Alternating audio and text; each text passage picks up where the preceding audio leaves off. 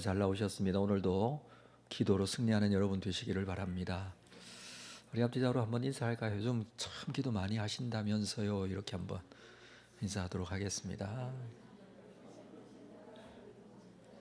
뭐 본인이 기도 열심히 한다는 게 아니고 상대방이 그렇게 한다는데 왜 그렇게 인색하십니까? 상대방이 그렇게 하신다고요. 네. 왜냐하면 이 자리에 나온 것 자체가 기도로 살려고 작정하신 분들이니까 좀 기도 많이 하시는 여러분, 하나님의 응답을 듣고 여러분의 신앙이 하나님께로 확정되어지고 흔들리지 않기를 주님의 이름으로 축복합니다. 사무엘상 말씀 우리가 함께 나누고 있습니다. 사무엘상 1장에서는 사무엘이 어떻게 태어났는지에 대한 이야기를 한나의 기도를 통해서 우리가 함께 나누었고요. 2장에서는 사무엘이 태어난 한나의 가정과 당시 대제사장이었던 엘리 제사장의 가정을 대비시켜서 보여주고 있습니다. 엘리 제사장의 가정을 보면서 그 당시 영적인 상태가 어떠했는지 우리는 잘 알 수 있습니다. 특히 엘리의 아들들은 홈니와 비느하스가 제사장으로서의 사역을 하고 있었지만 12절에 보면 이들의 행실이 나빴다라고 합니다. 제사장이었는데 행실이 나빴습니다. 이유는 여호와를 알지 못하기 때문에. 죄송합니다. 제사장이 어떻게 여호와를 알지 못할까요? 근데 여호와를 알지 못했기 때문에 그들의 행실이 나쁘다라고 합니다.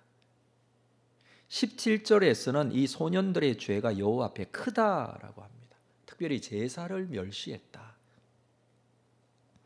제사를 했다는 것은 제사의 절차, 규례 이런 것들을 무시했다는 것이죠.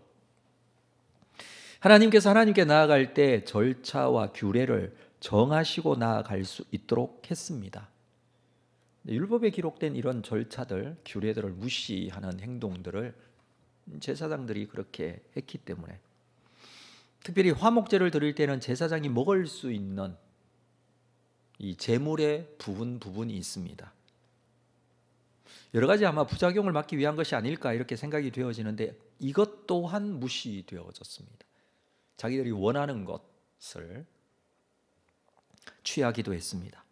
또 22절에 보면 이 아들들이 회막에서 수종드는 여인들과 동침하는 사건도 벌어집니다. 아버지 엘리는 너희 악행을 그만두라. 모든 백성들이 다 알고 있다. 그렇게까지 권면했지만 아들들은 아버지의 말을 듣지 않습니다.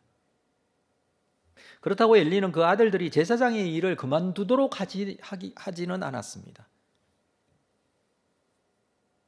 자, 25절 말씀 먼저 한번 볼까요? 우리 앞에 오늘 본문 앞쪽에 있는 25절 성경책 25절을 찾으십시오.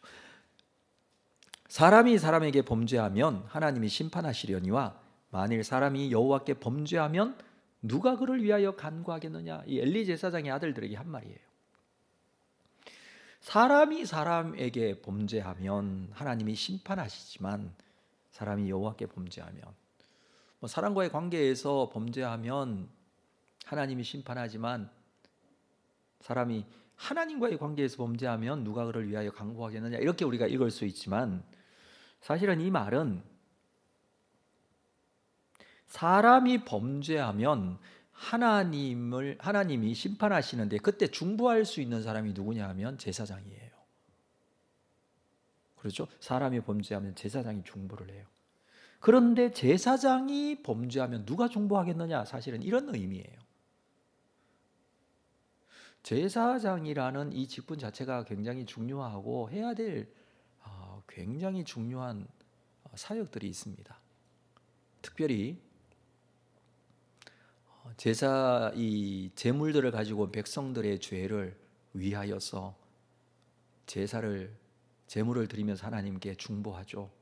이 백성의 죄를 이 희생 제물로 인하여 용서해 주십시오.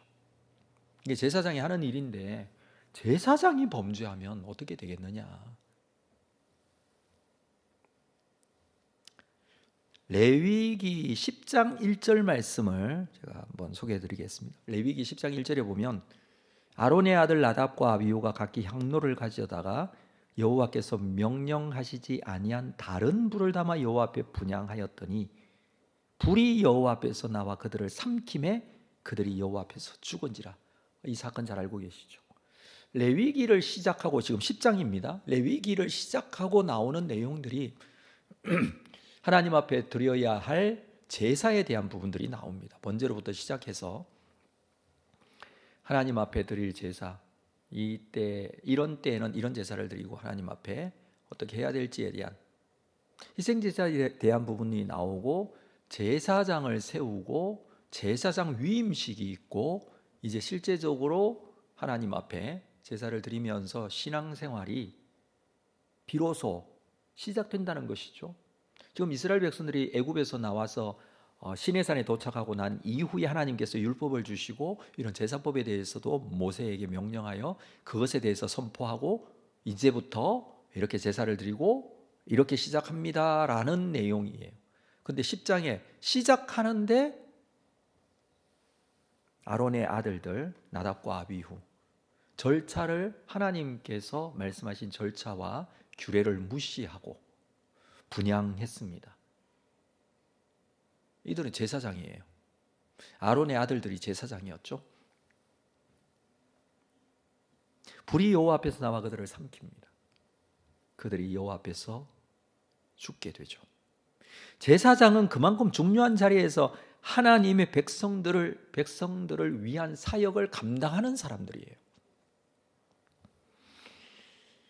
그래서 하나님께서는 오늘 본문에 등장하는 이 엘리 가정, 특별히 홈니와 비나스를 죽이기로 작정을 하셨습니다.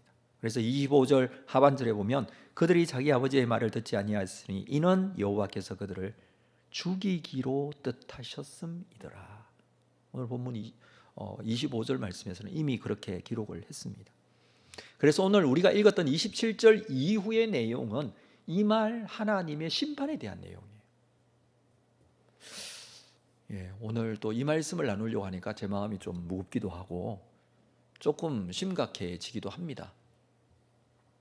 무능한 아버지 엘리, 하나님 앞에 죄 짓는 것을 두려워하지 않는 아들들, 이 가정에 하나님의 심판이 선포됩니다. 자, 그 내용을 보겠는데 27절을 보겠습니다. 27절 같이 읽을까요? 시작. 하나님의 사람이 엘리에게 와서 그에게 이르되 여호와의 말씀에 너희 조상의 집이 애굽에서 바로의 집에 속하였을 때에 내가 그들에게 나타나지 아니하였느냐.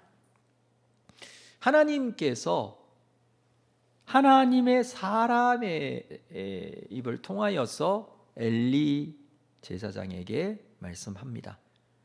이것은 하나님께서 엘리 제사장에게 직접 말씀하지 않는다는 뜻이죠. 하나님의 사람이라고 이름을 밝히지 않는 선지자를 통해서 주어지는 말씀이다라는 것입니다. 하나님은 더 이상 엘리를 하나님의 대변인 혹은 하나님의 종으로 생각하지 않습니다. 엘리는 당시 대제사장이었고 사사였습니다. 이스라엘 백성들의 대표입니다. 왕이 있던 시대도 아니고, 그렇죠? 사사시대에 대제사장으로서 사사역까지 감당하고 있던 사람이었습니다. 그런데 그냥 이름 모를 선지자가 하나님의 말씀을 전달하고 있습니다.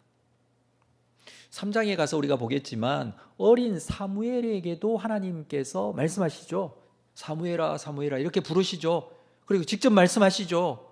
엘리 제사장의 집안에 앞으로 일어날 일들도 어린 사무엘에게도 말씀하시지만, 그러나 당시에 이스라엘의 대표라고 할 수 있는 엘리에게는 하나님 말씀하시지 않습니다.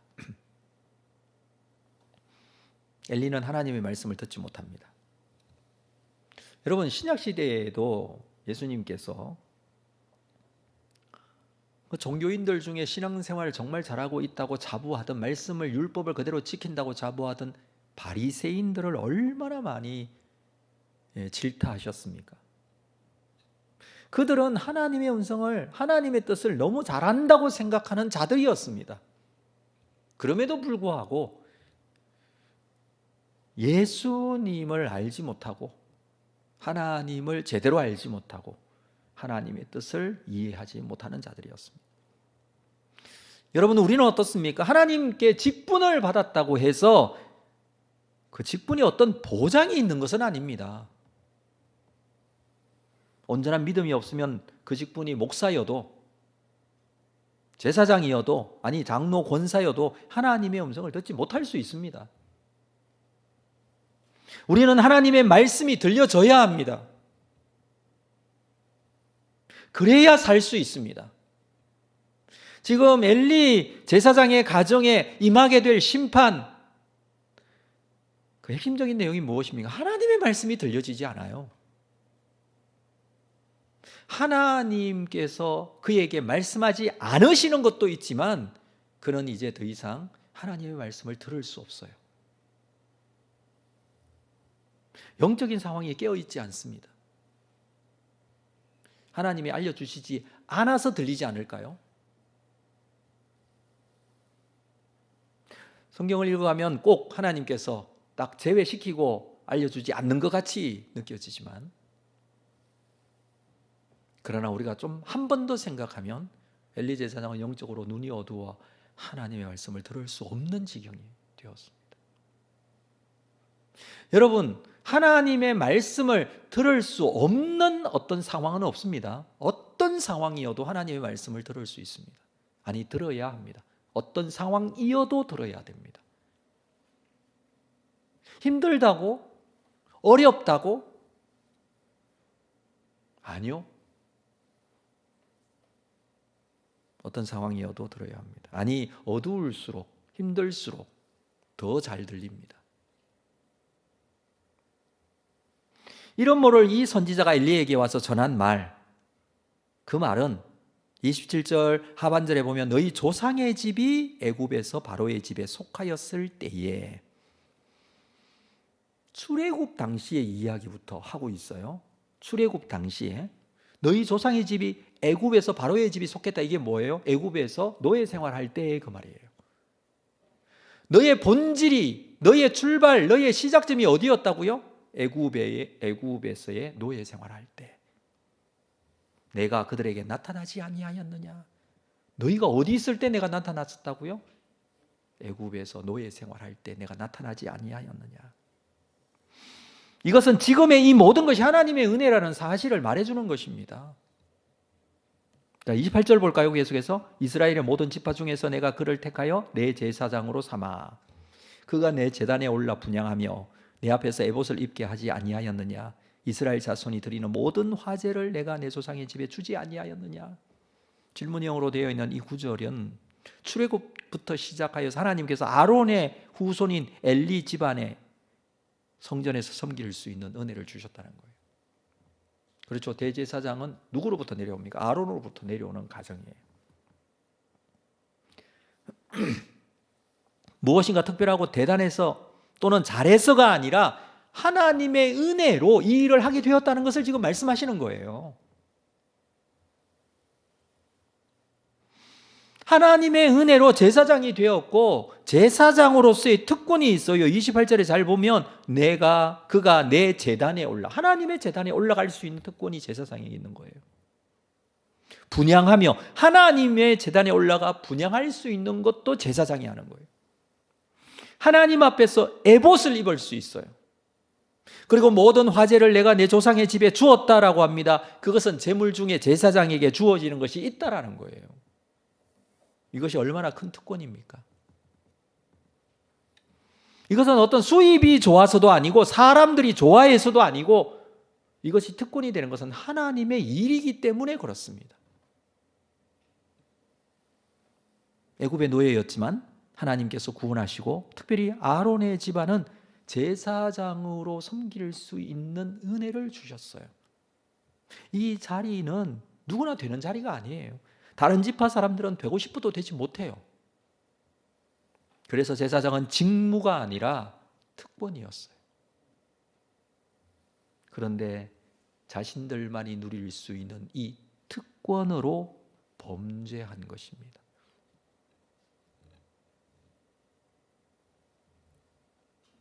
이제는 그 은혜를 받을 자격이 없다. 그 말씀을 지금 하시는 거예요.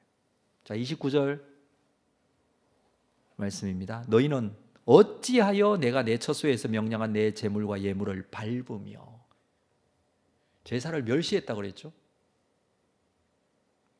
내 처소에서 내 제물과 예물을 밟았다고 합니다. 물론 이것은 홈리와 비나스의 문제예요. 아들들의 문제였어요. 그러나 엘리는 그것을 그냥 묵인했어요. 이제 그 죄의 책임이 엘리에게 있다. 두 번째, 내 아들들을 나보다 더 중히 여겼다.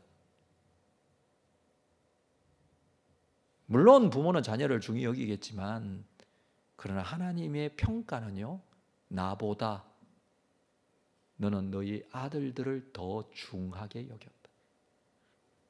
엘리에게는 자녀가 하나님이었던 거죠. 자녀가 하나님이었어요. 자, 이런 문제들로 인해서 하나님께서 이 집안에 벌을 내리실 것이다. 30절 말씀 보겠습니다. 그러므로 이스라엘 하나님 나 여호와가 말하노라. 내가 전에 내 집과 내 조상의 집이 내 앞에서 영원히 행하리라고 하였으나, 이전에 아론의 집안에 영원히 이 직분을 감당할 것이다. 그러니까 대제사장으로서의 집안이 된 거죠. 하나님께서 그 약속을 주셨죠. 그러나 이제 나 여호와가 말하노니 결단코 그렇게 하지 아니하리라. 아론의 집안과 맺었던 영원한 언약 없던 걸로 하겠다라는 거예요. 지난 몇백 년 동안이나 엘리의 조상들은 천직으로 알았던 제사장의 직업, 하루아침에 빼앗아 가버리겠다, 이렇게 지금 말씀하시는 거예요. 하나님께서 영원히 허락하신 것을 이제는 그렇게 하지 않으시겠다고 합니다. 엘리의 집안은 이제 버림받게 된다는 것을 말씀하시는 것입니다. 우리가 한나의 노래에서 함께 살폈습니다마는, 하나님은 죽이기도 하시고 살리기도 하시는 분이시고요, 하나님은 높이기도 하시고 낮추기도 하시는 분이세요. 그 말씀이 그대로 이루어지는 거예요. 이 하나님의 영원한 언약이 깨짐으로 이런 일들이 일어날 것이다 라고 예언한 내용이 32절 말씀 볼까요? 이스라엘에게 모든 복을 내리는 중에 너는 내 처소에 환난을 볼 것이다. 내 집에 영원토록 노인이 없을 것이다. 33절 내 제단에서 내가 끊어버리지 아니할 내 사람이 내 눈을 쇠잔하게 하고 내 마음을 슬프게 할 것이요 내 집에서 출산되는 모든 자가 젊어서 죽으리라. 하나님의 심판이에요. 34절 내 두 아들 홈리와 비나스가 한 날에 죽으리니 그 둘이 당할 그 일이 내게 표징이 되리라. 이 두 아들이 죽게 되는 것, 이게 가장 먼저 표징이 되어서 이 가정에 임할 하나님의 심판이 앞으로 있게 될 것을 말씀합니다. 그렇죠. 두 아들은 나중에 블레셋과의 전쟁에서 전사하게 되죠.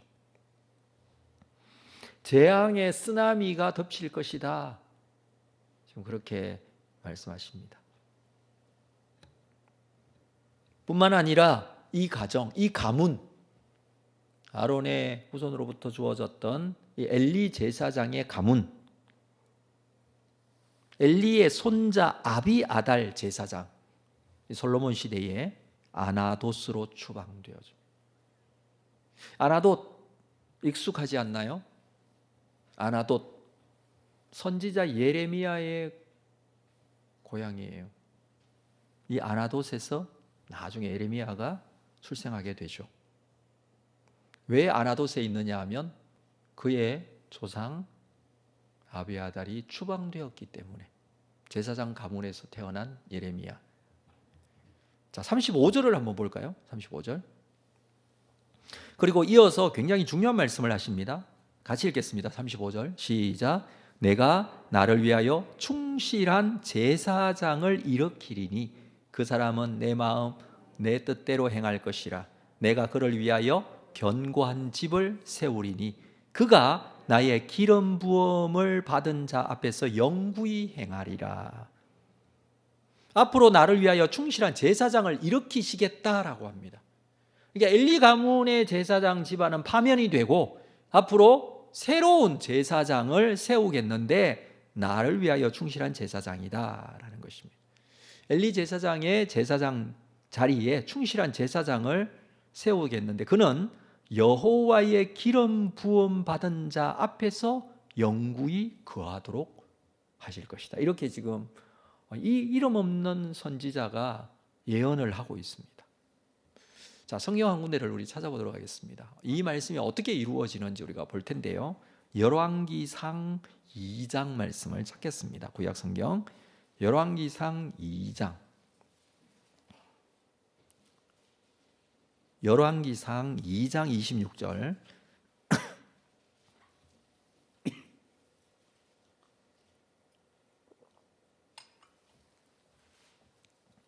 27절까지 같이 읽을까요? 시작. 왕이 제사장 아비야달에게 이르되 내 고향 아나도스로 가라. 너는 마땅히 죽을 자이로되 네가 내 아버지 다윗 앞에서 주 여호와의 궤를 메었고 또 내 아버지가 모든 환난을 받을 때에 너도 환난을 받았은즉 내가 오늘 너를 죽이지 아니하노라 하고 27절 아비아달을 쫓아내어 여호와의 제사장 직분을 파면하니 여호와께서 실로에서 엘리의 집에 대하여 하신 말씀을 응하게 하려 합니다. 여호와께서 실로에서 엘리의 집에 대해서 하신 말씀, 지금 오늘 우리가 읽고 있는 말씀이에요. 이 말씀이 응하게 하려고. 이제 결론은 그렇게 났지만 상황은 그렇습니다. 그리고 35절을 볼까요? 조금 내려서 35절. 35절에 보면 왕이 이에 여호야다의 아들 브나야를 요압을 대신하여 군사령관으로 삼고 또 제사장 사독으로 아비아달을 대신하게 하니라. 새로운 제사장을 세웁니다. 이게 사독입니다. 엘리의 후손은 심판을 받아 제사장직에서 쫓겨날 것이다 라고 그렇게 오늘 예언한 말씀이 언제 이루어지느냐 하면 솔로몬 시대에 이루어져요. 그리고 그 자리를 사독이 감당하게 될 것입니다. 자, 그렇다면 오늘 본문 우리가 35절에서 읽었던 그가 나의 기름 부음 받은 자 앞에서 영구히 행하리라. 기름 부음 받은 자는 누구일까요?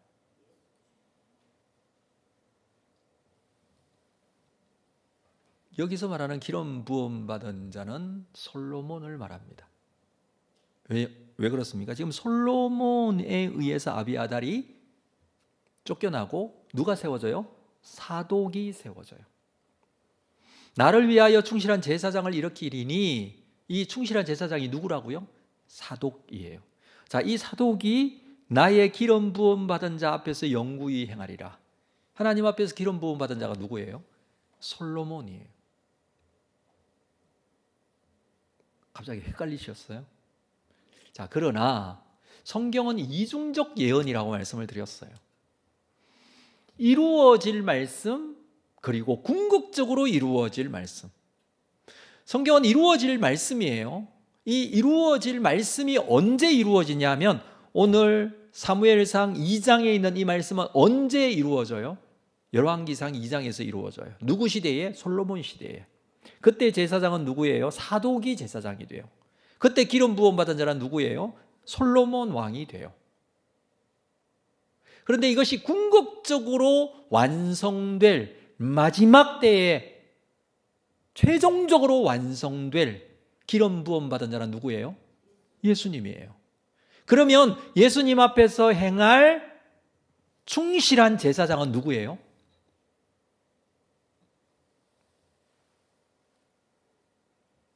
그 앞에서 감당할 제사장인 베드로전서 2장 9절에서 말하고 있는 왕 같은 제사장인 우리들이에요.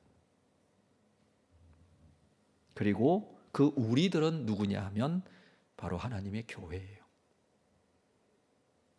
예수 그리스도 앞에서 충실한 제사장적 사명을 감당하는 하나님의 사람들. 그렇습니다. 신약시대의 제사장은 바로 믿는 하나님의 백성들이에요. 그렇죠. 우리가 영적인 제사장이라고 그랬습니다. 제사장은 백성들 앞에서 하나님 앞에 중보하는 자들이에요. 그들의 죄를 구하고 제사를 드리면서 하나님, 이 백성의 죄를 용서해 주십시오. 우리가 영적인 제사장이라고 했습니다. 그러면 우리는 누구를 위하여? 이 세상 하나님을 모르는 자들, 아직까지 영적으로 받아들이지 못하고 구원받지 못한 자들을 위한 하나님의 영적인 제사장들이에요. 하나님 앞에 이 사명을 감당할 책임이 우리에게 있어요. 최종적으로 성취될 때까지, 자, 이 말씀이 이루어질 때까지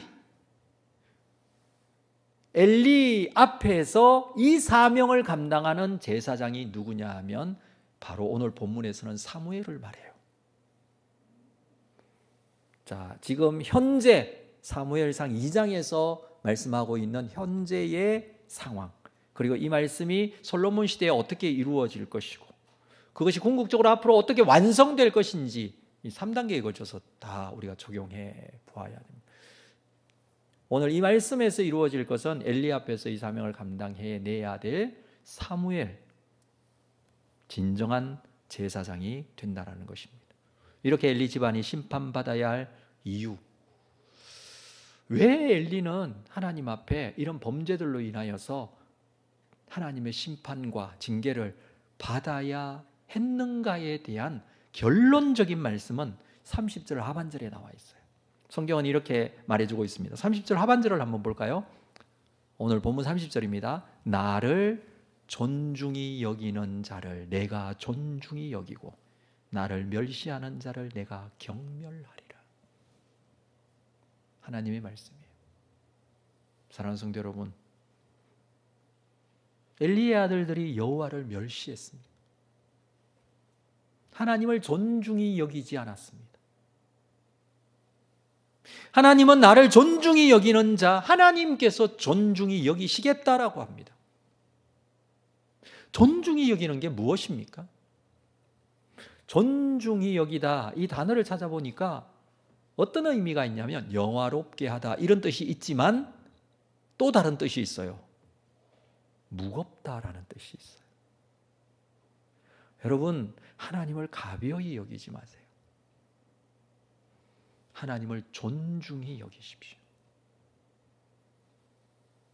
그렇게 가볍게 생각해야 될 분이 아니에요. 한번 듣고 잊어버릴 수 있는 분이 아니에요. 그 말씀을 듣고 아무렇게나 행해도 될 사람, 행해도 될 분이 아니에요.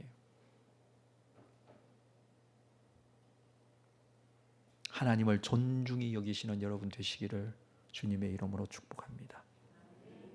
그리스도 예수 앞에서 행할 영적인 왕 같은 제사장으로서 하나님 앞에서 사역하고 하나님 앞에서 사명을 감당하는 여러분, 하나님을 존중히 여기시고 하나님께서 주신 말씀을 존중히 여기시고 하나님께서 나에게 맡겨주신 직분을 존중히 여기시고 내가 감당해야 될 사명을 존중히 여기십시오. 뿐만 아니라 오늘 나에게 주시는 하나님의 말씀도 존중히 여기십시오. 하나님께서 존중히 여겨주실 것입니다. 하나님께서 존중히 여겨주시지 않으면 살 수 없는 존재들 아닙니까? 하나님 앞에 이 사명 제사장으로 감당하는 여러분 되시고 이 사명을 목숨처럼 여길 줄 아는 자들이 되시기를 바라고, 그리하여 하나님께서 교회 공동체에 맡겨주신 하나님의 놀라운 역사들이 이루어져 갈 수 있기를 주님의 이름으로 축복합니다. 기도하겠습니다. 하나님, 오늘도 주님 앞에 엎드려 나아갑니다. 하나님을 존중히 여기라는 말씀을 나누었습니다. 존중히 여기지 못했던 엘리 제사장, 하나님을 존중히 여기지 못했던 제사장의 아들 홈니와 비느하스, 결국 하나님의 심판 아래 있게 될 것이라고 말했습니다. 이제 영적인 왕같은 제사장으로 이 시대 가운데 우리를 불러주시고 하나님과 세상 사이에서 영적 중보자로 서서 하나님의 거룩하신 뜻을 전하고 하나님의 마음을 품고 세상을 향하여 중보하고 주님 앞에 기도 사명자로 우리를 세워주셨습니다. 오늘도 엎드려 간구할 때에 오셔서 말씀하시는 하나님의 음성이 내 마음속에 다시 한번 새겨지게 하시고 주의 뜻을 구하고 기도로 주님 앞에 더 가까이 가는 귀한 은혜의 시간으로 삼아주실 줄로 믿습니다. 그의 영광 믿음으로 고백하며 주님 앞에 더 가까이서 하나님의 뜻을 행하게 하여 주옵소서. 예수님의 이름으로 기도합니다. 아멘.